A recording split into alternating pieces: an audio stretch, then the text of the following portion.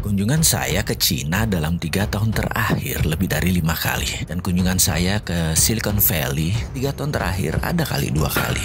Ada beberapa hal yang saya bisa kesimpulan dari perjalanan bisnis saya. Perusahaan besar seperti manufaktur dan heavy industry menggeser fungsi SDM atau labor force mereka ke tingkat 0. Kalau perlu tidak pakai buruh lagi. Untuk menggantikan skill worker ini mereka ganti dengan robot artificial intelligence. Perilaku buruh yang suka demo, banyak mengeluh, harus dididik, diajari, menjadi berkurang sehingga 90%. Dan ini meringankan kerja bagian HRD. Ini ibarat mobil pakai kopling lalu diputuskan pakai otomatis. Itu menghilangkan lebih dari 40 bagian dari engine mechanical mobil tersebut. Selain lebih efisien di tenaga kerja, maka lebih kecil human error dan kecelakaan kerjanya. Karena kesalahan kerja yang menjadi kecil tersebut dan mesin yang menjadi lebih cepat tersebut, produksi bisa meningkat 2 kali lipat dibandingkan dengan menggunakan tenaga manusia. Teknologi AI, Artificial Intelligence, robotik tumbuh pesat 3 tahun terakhir dan 5 tahun ke depan makin ngeri lagi pertumbuhannya. Industri garment, industri otomotif, elektronik, dan banyak lagi telah mengganti hingga 80% labor force mereka dengan teknologi dan sebentar lagi akan merambah Indonesia. Apa yang terjadi dengan tingkat pengangguran di Indonesia kalau hal itu terjadi?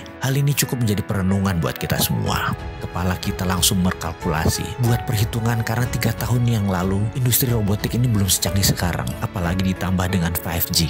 Kedepan jika ada 5G, robotik akan semakin maju pesat. Bagi perusahaan, walau lebih mahal sedikit investasinya atau kira-kira naik 20% dengan menggunakan robotik, namun karena perilaku manusia modern yang ribet cara berpikirnya, complicated, banyak ngeluhnya, banyak perusahaan besar menganggap lebih baik tidak pakai manusia modern yang terlalu banyak informasi di kepalanya. Pendapat saya pribadi, 50% manufaktur di Indonesia dalam 3 tahun ke depan akan menggantikan semua dengan mesin. Indikasinya, sekarang semua manufaktur besar yang ada sistem mekaniknya pasti akan dirobotkan, pengangguran pasti meningkat tajam. Dan bagi perusahaan besar, nggak peduli. Yang penting margin keuntungannya bagus dan bisnis berjaya. Lalu apa yang terjadi dengan SDM tersebut? Ya pengangguran lah pasti di mana-mana. Sebenarnya ada nggak sih yang mikirin solusinya ke depan bagaimana?